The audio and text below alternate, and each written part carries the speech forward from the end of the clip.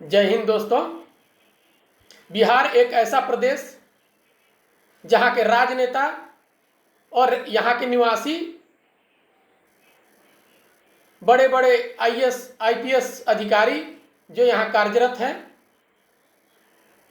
सब कोई यह मानकर बैठे हैं कि बिहार एक लैंडलॉक एरिया है। यहाँ उद्योग धंधे विकसित नहीं हो सकते हैं। बिहार के बच्चों को पढ़ने के लिए भी दूसरे प्रांत में जाना पड़ेगा उच्च शिक्षा के लिए। बिहार के लोगों को इलाज कराने के लिए भी दूसरे राज्यों में जाना पड़ेगा। बिहार के नौजवानों को रोजगार नौकरी पेशा के लिए भी दूसरे प्रांत में जाना पड़ेगा।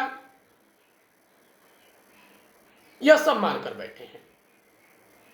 बिहार के अभिभावक जब उनके बच्चे इंटरमीडिएट कक्षा उत्तीर्ण होते हैं, माथे पर पसीने आ जाते हैं दोस्तों। अब बच्चा का कहाँ पर नामांकन होगा, एडमिशन कहाँ लेगा। हर जिले की स्थिति देख लीजिए, डिग्री कॉलेज कितने हैं इंटरमीडिएट की अपेक्षा। उच्च शिक्षा की व्यवस्था नहीं है। तो जो बच्चों को आपने नर्सरी में एक बैग दिया था खरीद कर बस्ता के लिए, अब वो उनका बैग पैक बन गया, पीठ पर लदा हुआ। अब वो निकल चले, ट्रेन पकड़े, दूसरे राज्य में जाएं, वहाँ पर पढ़ें और प्रताड़ना का शिकार हों, क्योंकि आपके यहाँ उच्च शिक्षा की व्यवस्था नहीं है। इलाज कराने के लिए आपको दूसरे राज्य में जाना है, क्योंकि आपके यहाँ अच्छे अस्पताल नहीं है। रोजगार के लिए आपके यहाँ उद्योग धंधे नहीं है। यह सब ने मानकर बैठा है। लेकिन ये थोड़ा बिहार के पूर्व की स्थिति देखते हैं कि क्या ये सदियों से ऐसे ही चलता आ रहा है, या हाल की हुई राजनीतिक घटनाओं का यह देन है। थोड़ा पीछे देखते हैं। 1526 ईस्वी में मुगल वंश की स्थापना होती है। सबसे मजबूत शासन व्यवस्था बनाई जाती है।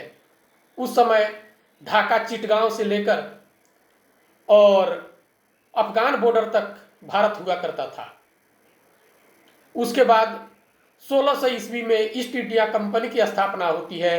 1608 ईस्वी में सूरत के बंदरगाह पर अंग्रेजों का पहला जहाज उतरता है और मुगल साम्राज्य की पतन होती है। अंग्रेजों की साम्राज्य की अपनी स्थापना होती है। उस समय शासन का केंद्र कलकत्ता हुआ करता था। ग्रीष्मकालीन राजधानी शिमला से नियंत्रित होती थी और बाकी के समयों में कलकत्ता से शासन हुआ करता था। उद्योग का केंद्र, जो आर्थिक केंद्र हुआ करता था, वो कलकत्ता ही हुआ करता था दोस्तों। जो मलमल की साड़ी विश्व विख्यात थी, जिसका निर्यात विदेशों में होता था, वो मलमल की साड़ी बिहार में नहीं बनती थी।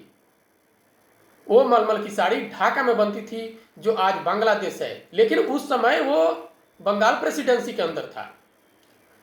बंगाल प्रेसिडेंसी के अंदर बांग्लादेश, पश्चिम बंगाल, उड़ीसा, आज का झारखंड, आज का बिहार, ये सब बंगाल प्रेसिडेंसी के अंदर हुआ करते थे, अंग्रेजों द्वारा शासित हुआ करते थे। लेकिन उद्योग बिहार में नहीं विकसित हुए। उद्योग भी जो भी विकसित हुए वो बंगाल में विकसित हुए, कलकत्ता में विकसित हुए, ढाका में विकसित हुए। उसके बाद देश आजाद होता है, कांग्रेस की सरकार आती है। 1949 में एक फिल्म रिलीज होती है, कटी पतंग। उसमें एक गाना फिल्माया जाता है, मेरे पिया गए रंगून, वहां से किए हैं टेलीफोन, तुम्हारी याद सताती है। किसके पिया गए थे? कोई दिल्ली वासी के पिया गए थे, कोई पंजाबन के पिया गए थे, कोई मराठन के पिया गए थे। अरे वो बिहारी के पिया गए थे, बिहारन की पिया। कहते थे कि काला पानी की सजा दी गई है। वो काला पानी की सजा क्या थी? कोई काला पानी में खड़ा कर दिया जाता था? नहीं। अंग्रेजों की जहाज जो आवागमन की साधन हुआ करते थे समुद्री रास्ते से, उस जहाज की चप्पू चलाते थे बिहारी और जाकर बस गए बंगाल बर्मा में, जो रंगून कहा जाता था। जाकर बस गए फिजी में, जाकर बस गए मॉरिशस में। वो क्यों, कैसे गए? माइग्रेट होकर गए, यहाँ से रोजगार की तलाश में गए या बंधक बनाकर गए अंग्रेजों द्वारा। उसके बाद 1999 में, उससे पहले देखते हैं, उसके बाद 1963 में विदेशिया नाटक का मंचन होता है, जिसमें एक बिहारन की पति कलकत्ता में जाकर बस जाते हैं। बिहारन इधर वियोग में तड़पती है। पलायन उस समय भी हुआ करता था। 1999 में एक गाना आता है, फेंक दहल थरिया बलम गईले झरिया की अई है कि ना। किसके पति गए थे? बिहारन की पति गए थे झरिया।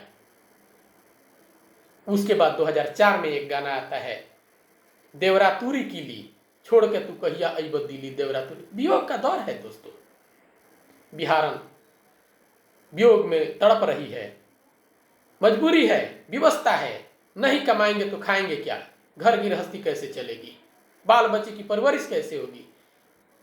तो पुरुष जाएगा, हाड़ मांस गला रहा है वहां पर। वो नियति बन गई। आते आते जिंदगी कब गुजर गई, जवानी कब निकल गई। कहते हैं ना, बिहार की जवानी और बिहार की पानी खुद के काम नहीं आती है। बिहार की पानी बहकर बंगाल की खाड़ी में चली जाती है और बिहार की जवानी निकलकर गुजरात, पंजाब, बेंगलोर, बॉम्बे, आसाम इत्यादि जगहों पर माइग्रेट कर जाती है। ये सब नियति समझ बैठे हैं अपना।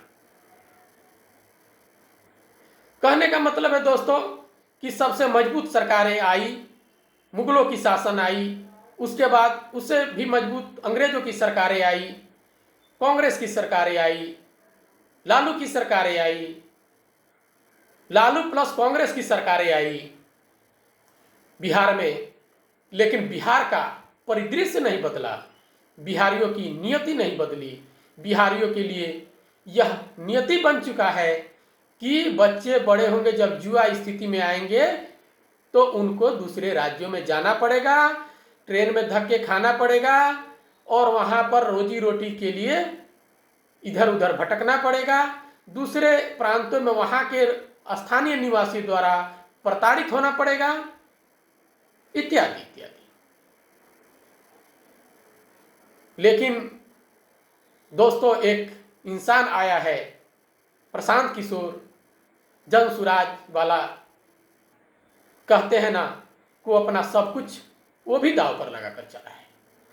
हिम्मत है दोस्तों उसमें, और जो बातें कहता है ना, दिल को छूती है। दिल में कचोट आती है कि कब उसकी बातें ईश्वर पूरा कर दें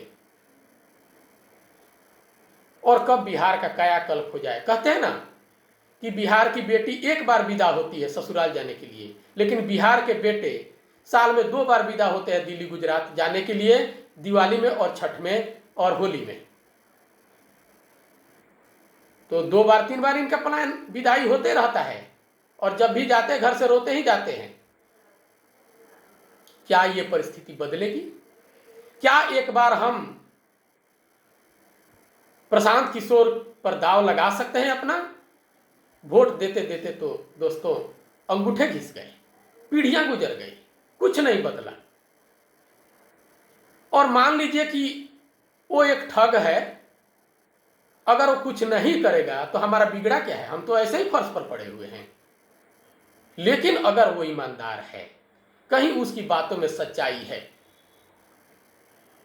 तो दोस्तों कायाकल्प हो जाएगा बिहार का। तो एक बार उस पर दाव लगाइए दोस्तों, मित्रों, कुछ नहीं बिगड़ेगा आपका।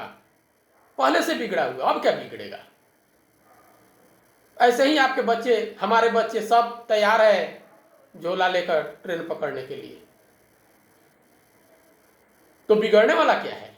लेकिन अगर कुछ हो गया, अगर उसकी सरकारें बन गई, अगर उसके दिल में ईमानदारी है, ऐसे देखने में तो लग रहा है दोस्तों कि है ईमानदार शख्स, सब कुछ दांव पर लगाया है बिहारियों के लिए, अगर उसकी बातों में सच्चाई है, अगर कुछ कर दिया तो पीढ़ियां तर जाएगी, पीढ़ियां तर जाएगी दोस्तों।